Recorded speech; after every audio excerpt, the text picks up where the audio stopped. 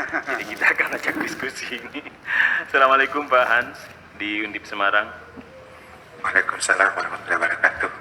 Iya, silakan Prof untuk beberapa hal yang mau disampaikan di siang hari ini. Ya, terima kasih. Saya izin menyapa lagi. Assalamualaikum warahmatullahi wabarakatuh. Waalaikumsalam warahmatullahi wabarakatuh. Biasa yang saya hormati dan sayangi, dan juga tim Wamima dan semua yang sedang hadir di acara hari ini. Terima kasih sekali untuk kajian hari ini. Saya mencermati dari awal tadi, menarik untuk mengangkat beberapa poin di sini. Ya. Yang pertama mengenai memiliki, yang kadang-kadang terfokus pada memiliki harta. Dalam psikologi itu kami punya ada satu slogan yang cukup bagus yang mengatakan bahwa lebih baik menjadi daripada memiliki. Artinya kalau dalam bahasa Inggris itu apa? Kecenderungan manusia orang kebanyakan itu memiliki lebih banyak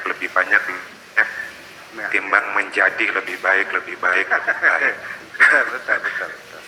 Dan kebanyakan orang mengarahnya ke situ, lebih banyak. Tapi sayangnya ketika makin banyak yang dimiliki, di situ menunjukkan yang namanya mauku sendiri, keegoisan ini. Dan kemudian tadi oleh Buya dijelaskan, dan saya menjadi senang dengan pemahaman baru ini, bahwa ternyata boleh memiliki tapi dibarengi dengan kedermawanan. Nah, ini yang menjadi tantangan, semangat berbagi. Ada nggak di tengah memiliki itu? Dan ini saya kira yang menjadi tantangan kebanyakan kita. Itu poin yang pertama. Terus yang kedua itu tentang kedekatan dengan Tuhan. Bagaimana terhubung dengan Tuhan? Ternyata ada hijab. Dan tadi dikatakan bahwa hijab itu dispesifikan lagi, disebut sebagai nafsu, yang diperjelas sifatnya yang tidak bisa mati, dipukul bagaimanapun dia sembuh lagi. Iya. Di apa-apakan pun dia tetap bisa bertahan, karena memang dia seolah-olah atau tampaknya abadi. Dan dan ada resep bagus yang saya tangkap hari ini, bahwa nafsu ini memang nggak bisa dibunuh. Nah, sifatnya yang tak bisa kembali lagi. Dan poin ketiga yang saya tangkap di sini adalah pentingnya mengendalikan nafsu itu sendiri, dan penentunya adalah Tuhan. Nah, kita hanya bisa berbuat baik supaya rasa sayang Tuhan kepada kita itu hidup, dan kemudian rasa sayang Tuhan kepada kita itulah yang menyelamatkan kita. Nah, terkait dengan poin-poin yang saya tangkap ini, Buya, muncul dua pertanyaan saja dari saya. Yang pertama tadi Buya sempat ucapkan sedikit tentang beberapa metode dalam rangka menghentikan nafsu seperti mujahadah dan seterusnya. Itu kalau bisa mohon diperjelas sedikit untuk metode-metode ini. Dan yang kedua itu dalam bahasa Indonesia yang sering terdengar oleh saya, bahwa kata nafsu ini diterjemahkan sebagai keinginan. Beberapa penerjemahan seperti itu. Nah, kalau saya datang ke Buya karena ada keinginan yang mendorong saya untuk menikmati kajian-kajian Buya, keinginan seperti ini apakah pantas untuk dihubungkan atau diterima sebagai terjemahan atas nafsu, Buya? Saya kira dua pertanyaan. Terima kasih. Ya, baik, terima kasih Prof. Han. Poin-poin yang sudah disampaikan, 3 poin dan kemudian 2 pertanyaan yang juga disampaikan hari ini tentang metode mengendalikan nafsu, dan juga nafsu yang disamakan dengan kata keinginan. Ketika keinginan itu bersifat positif, apa itu juga pantas disebut nafsu? Gitu. Silakan Buya. Ya, jadi mujahadah, mulazamah, mudawamah, muzakarah, mujalasah, banyak sekali metodenya ya. Tapi semuanya mirip-mirip lah. Ya. Mujahadah itu bukan membantai nafsu kita, bukan memperkosa nafsu kita, tapi menjinakkan. Karena bagaimanapun juga, saya ulangi lagi, bahwa nafsu itu, dengan nafsu kita hidup ini muncul keinginan, pengen pangkat, pengen harta, pengen nikah, pengen segala macam. Itu dari nafsu. Itulah yang membuat hidup ini menjadi meriah. Karena panasnya suram hidup ini. Ya, ada manfaatnya juga. Tetapi kan jangan terlalu liar gitu. Kira-kira bisa dikendalikan. Ibaratnya kita menunggang kuda sirkus. Ya, suruh nari bisa, suruh loncat bisa kan gitu. Sesuai kendali. Ini nafsu kita ini kan nafsu binal, kuda liar yang tidak terlatih. Nah, kita sebagai penunggang adalah sebagai manusianya dan kuda itu adalah sebagai nafsu kita. Saya mau nanya dulu, kekuatan fisik kuda dengan penunggangnya kuat mana? Ya kuat kuda dong. Nah makanya ketika kuda itu tidak terlatih, dia baru nangkap dari hutan, ya tentunya pelana kita tidak akan bisa mengendalikan gerak kuda. Kita tarik kanan, dia beloknya kiri, tarik kiri, belok kanan. Ya kita pukul, dia loncat, bukan lari. Ya kita terpelanting. Dan ketika kita mau mengarah ke arah barat, kudanya lapar, pengen karena lihat ada rumput, ya dia belok ke kiri, ya dia makan rumput, dia tidak peduli dengan kita. Itulah nafsu kita. Kadang-kadang seringkali kita berhadapan dengan nafsu yang binal seperti itu, seperti kuda liar. Jadi bagaimana? Ya dilatih dulu kudanya dong. Nah, melatih kuda ini sesungguhnya perlu ketelitian, kesabaran yang panjang. Nah, makanya mujahadah kan kata jihad juga, bekerja keras ya, ulet gitu. Kuda ini meronta terus ingin lari. Kita ikat ya, dipatok yang kuat. Dia meronta, akhirnya kesakitan ya, hidungnya terikat dengan pelana itu. Berulang-ulang ya, terus menarik tambang yang dipatok yang besar itu. Lama-kelamaan dia yakin bahwa aku tidak bisa melarikan diri lagi. Menyerah dia. Ya udah. Nah, kalau sudah menyerah, kita nggak usah ngikat kuda keras-keras, asal dicangkolkan aja di tiang, udah dia jangan lari. Lihat nonton film koboi nggak? Film koboi itu. Dia, kudanya itu tidak diikat kuat, asal ditaruh di tiang, di satu kali putar aja, diikat juga enggak kok. Sudah dikuda itu diam, dia lari. Nah, nafsu juga seperti itu ketika kita melatih. Nah makanya latihan-latihan itu, makanya kuda diajak setiap hari ke lapangan, kita ajak muter-muter, ya kakinya kita ikat, ini ya matanya kita tutup, dikasih pelana supaya matanya jangan kemana-mana dan sebagainya. Nafsu juga sama, kita perlakukan seperti kita merawat kuda itu. Nah nanti lama-lama kita baru merasa nyaman. Kita mau kemana? Ke barat, tinggal strat gitu aja kan, dia jalan.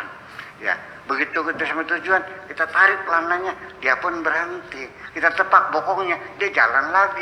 Sudah otomatis. Nah, kuda itu akan selalu mengikuti komando dari majikannya. Suruh lari, lompat, ya dipukul pahanya, dia lompat sampai di sirkus-sirkus itu. Kuda itu luar biasa. Bisa menari, bisa berbaris, bisa melompat masuk ke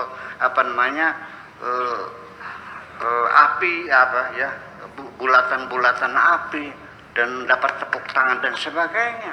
Nah, nafsu kita ini kan tidak seperti itu, selalu memberikan perlawanan. Nah, makanya beberapa agama berbeda-beda cara mujahadahnya.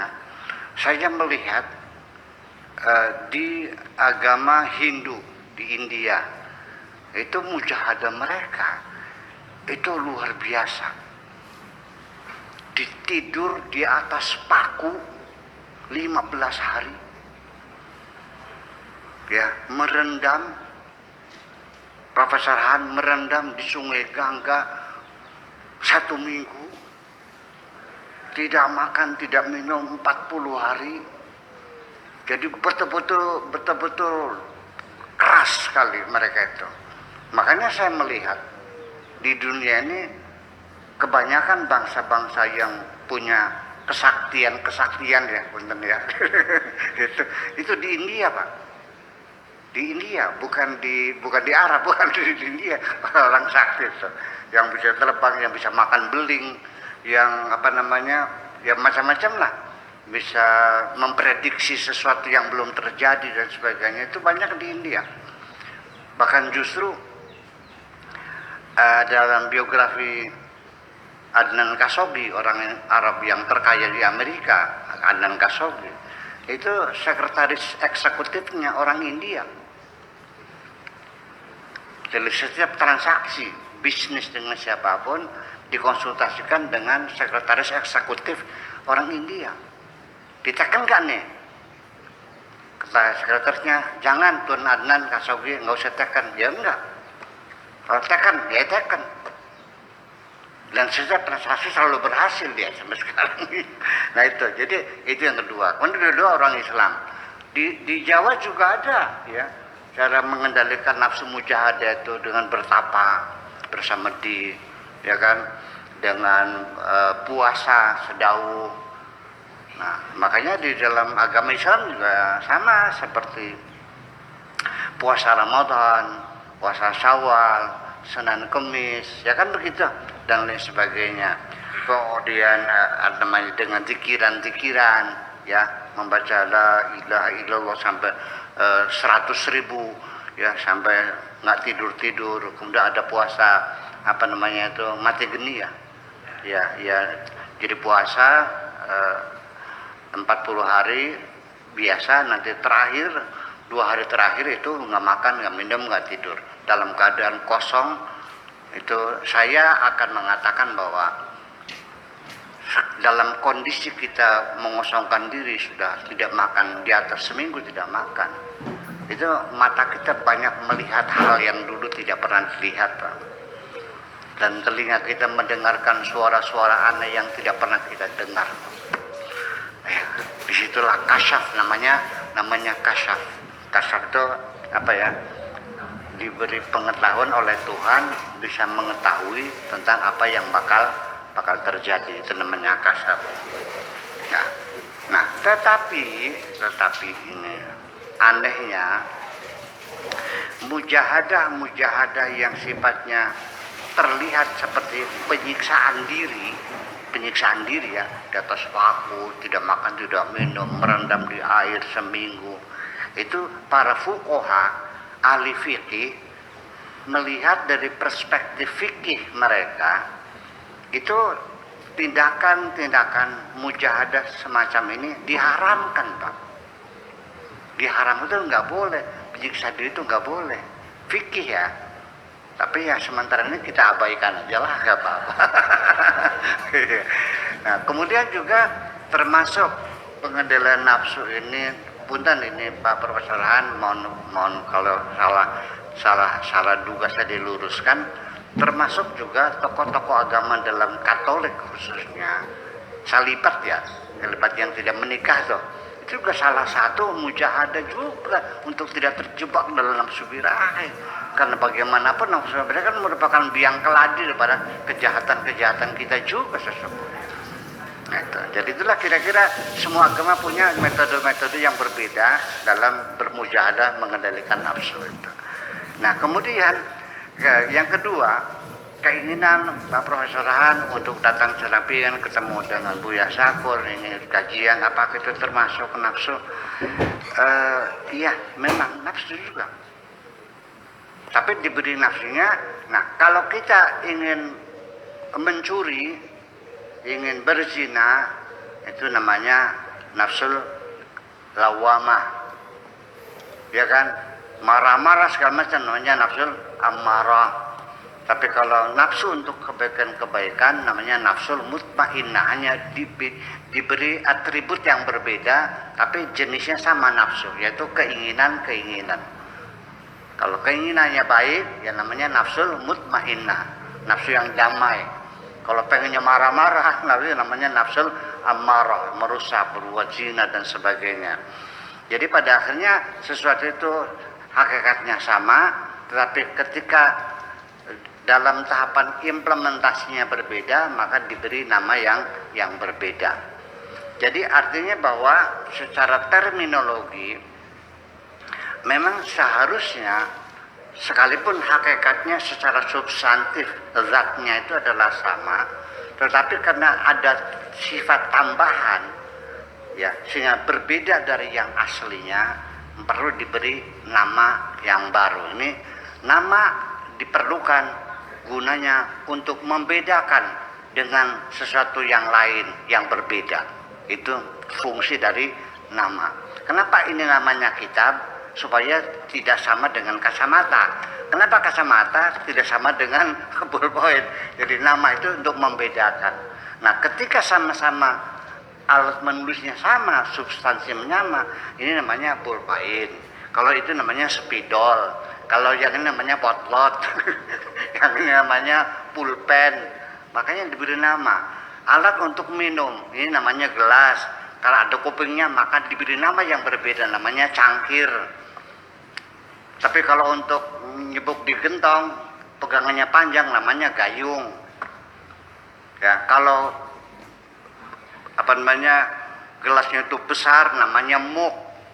Sama untuk minum juga. Jadi itulah dalam dunia terminologi, nama mesti diberi nama yang baru, sekalipun zatnya sama. Ketika fungsinya berbeda, maka diberi nama yang berbeda. Jadi memang namanya nafsu, tapi namanya nafsul mutmainnah karena dari mengikuti pekajian, dialog ilmiah itu mendapatkan meningkatkan intelektualitas kita, memberikan kedamaian di hati kita. Makanya namanya nafsul mutmainnah. Itu kira-kira.